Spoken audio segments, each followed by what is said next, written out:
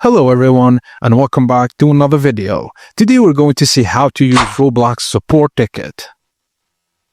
If you ever run into a problem on Roblox, just head to your web browser and go to the official Roblox support page at roblox.com/support. You'll see a form asking for basic details such as your username, provide email address and select your device type. Under Help category, select the topic that matches your issue.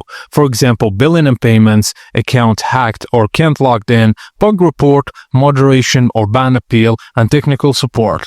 Then choose a subcategory that best describes your problem. Now, in description of issue, explain your problem in detail, include any important information such as when the issue started, error messages you've seen, and any purchase or item IDs. This clearer your explanation, the faster Roblox can help you.